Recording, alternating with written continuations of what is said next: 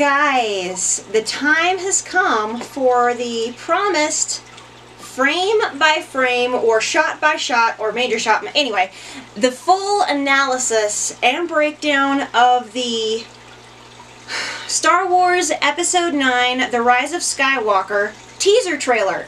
I captured a whole bunch of different shots. I'm gonna break them down one by one, what I think is happening, where I think they are, different speculation about that,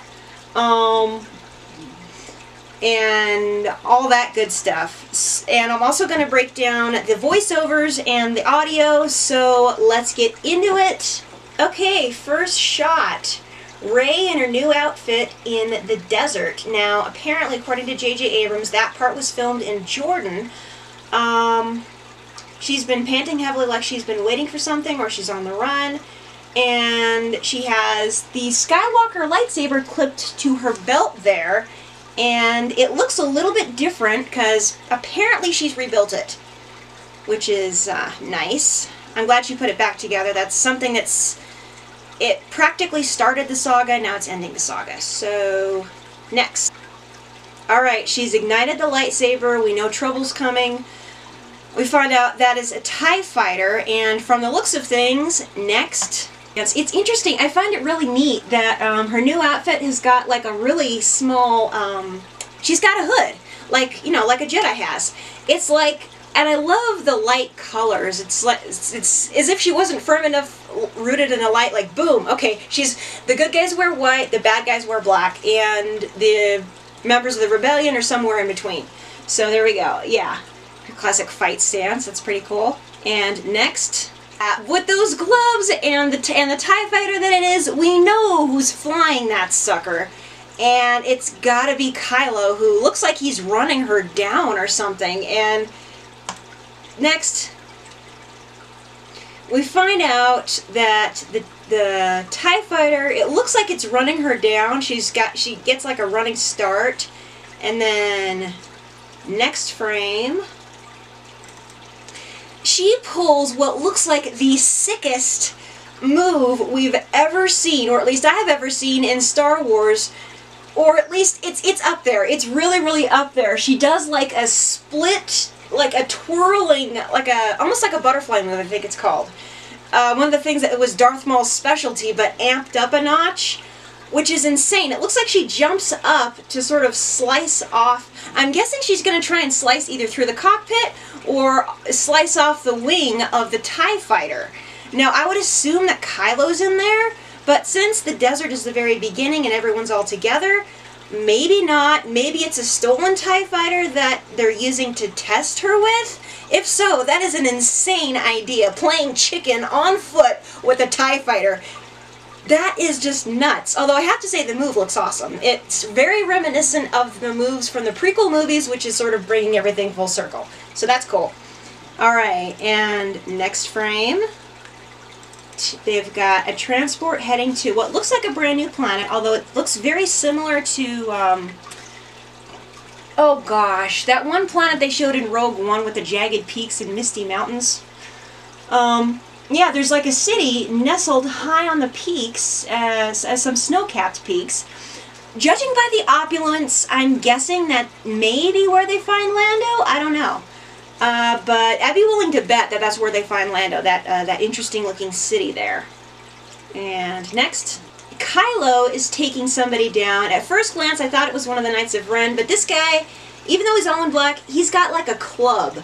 And so Kylo's taking down somebody. I have no idea who or where they are, but it looks like another new planet with like a forest, and either it's near sunset, at sunset, or there's some sort of weapon firing, or the sky is just pink all the time.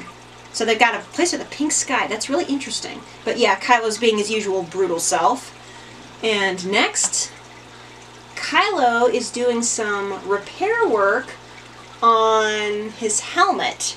We remember he shattered it in the elevator, and since Episode 9 is set like a year after 8, it took him this long to pick up the pieces and put them back together with the welder as, what? And I thought I was a procrastinator. Alright, there's Finn and Poe on a rocky outcropping. It looks like Finn is holding Rey's staff, and I'm not sure why. Maybe she gave it to him, maybe he learned how to use it, I have no clue. But that's what it looks like to me. It looks like Finn's holding Rey's staff. And Poe's on guard there. I have to say, I really love the new costumes. They're very Star Warsy, but they're not too out there, and they still look practical, which is a big thing for me. I love practical costumes. I just adore Poe's costume, though, I have to say. Nice. Alright, we got BB-8 and the new droid who looks like a hairdryer on wheels. Apparently him and BB-8 are hanging out now, because this is not the only shot we see him in. More on that later. Next. Alright, this is the first of a couple shots that definitely brings on the nostalgia. Lando is back in the cockpit of the Falcon with Chewie. I kind of don't know what to say about this. The next shot, Lando's flying the Falcon. I wonder how it feels for him to be back in a ship that he had for a long time and then finally went back to him. It doesn't... I don't know.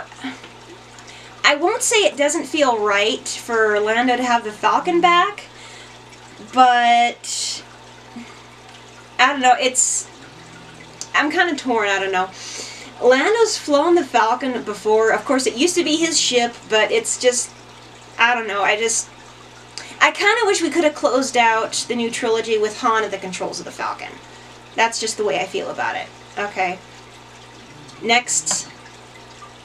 I cannot tell whether those things they're going by are more advanced moisture evaporators or what, but they kind of do look like it. It looks like there's a whole bunch of them. If they are moisture evaporators, maybe that's someone's moisture farm. I don't know if they're back on Tatooine, but just in a different part of it. I kind of hope they are because, like I said before, if they go back to any desert planet that they've been before, I want it badly to be Tatooine. I really do. Alright, and next... Yep, they are getting fired on. It looks like Poe, Finn, and 3PO of all people, of all characters, are zooming the heck out of a rather, ignore the dogs, of a rather nasty situation. Just, they're booking it, and I don't know who they're running from. Well, wait a minute, actually, in the I didn't capture, yeah, in the trailer there's like Rocketeer-esque First Order troopers, so of course they're running from the First Order. So who knows, maybe that is Kylo that Rey dodges at the beginning. I don't know, I know nothing, but it's cool. Next. Alright, that's an A-Wing going down in flames. Can't tell for the life of me where it is, because it's too quick, and I pause it and it's just blurry, so that's still interesting. Next. Another shot that brings on the nostalgia. Those hands are... I'd be willing to bet that's Leia.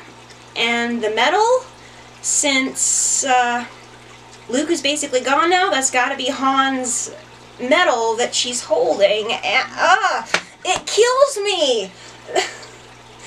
I mean, nobody should lose their husband like that. That's horrible. Poor Leia. She has been through Mustafar, and she just... that kills me. So, next... yeah. That started bringing on the waterworks. I don't know how, but they got Leia into a different costume with a mixture of her hair from episodes 7 and 8. She's giving Rey a hug, and Rey's in a new costume. I don't know how they do it, but somehow they do it. That picture's really rough. I don't know how they do it, but that's amazing. Next. This next shot, I think everybody can relate to very well. From the other side, Rey's giving Leia a hug, and tears coming down her face. That sums up the feelings of everybody. They wish they could have given Carrie Fisher one last hug. I need to do the next one, otherwise I'm going to start crying. Okay, I am in love with this shot. This may become my new desktop. I love it, love it, love it, love it! It's, it's Chewie, BB-8, the new droid, 3PO, Rey, Poe, and Finn all together. the fact that they stay together for this film, we need that so bad, and we need to see like bonding moments between them. Yay! I can't help but wonder though why 3PO is along on this adventure and we don't see R2-D2 anywhere. If we find out that R2 he broke or something and can't be fixed between episodes 8 and 9, that'll be a cop-out, and I will be very, very, very upset. I mean, oh, that just kills me. That kills me! It's utter torture. The final shot, yes. Looking really close at that is actually waves on a very grassy beach. And I could swear that looks like Death Star wreckage lying in the ocean, because you look at the curve, you see what looks like the dish and then the trench. I swear it looks like wreckage from a Death Star. And I don't know whether or not Yavin has open plains like that, but I know Endor does. But I don't know if Endor has any oceans like that. And those are the only two planets I know of that would have Death Star wreckage in them. So, I'm stumped. I have no idea where they are, but I swear that looks like Death Star wreckage. It looks exactly like it. Alright, I have to say, before I go, one of the most interesting things about the Episode 9 teaser is it was not what we saw, but what we heard. It started off, you saw me losing my freaking mind, voiceover by Luke again, yes! And two of these were brand new lines that we have not heard in anything else. The first one is, I think, one of the most intriguing. We've passed on all we know. 1,000 generations live in you now. I know, I just know in my heart he's talking to Rey, but he's saying we, not just I, but we.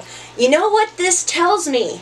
This tells me that one of my wishes for Episode 9 may be coming true. I don't know. I don't want to put too much stock in this, but from the way he's talking, it sounds like him and other Force ghosts are training her. Yee! That is what I want so bad. I want it so bad to have Luke and other Force ghosts be training Rey, or to have them, you know, I would prefer to watch them train Rey, but if they've trained them in the interim, I'll take it, you know?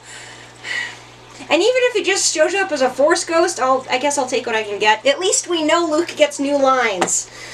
Thanks, JJ. But give him more than one scene, okay? Please! Anyway, I'm just... yeah. Alright. The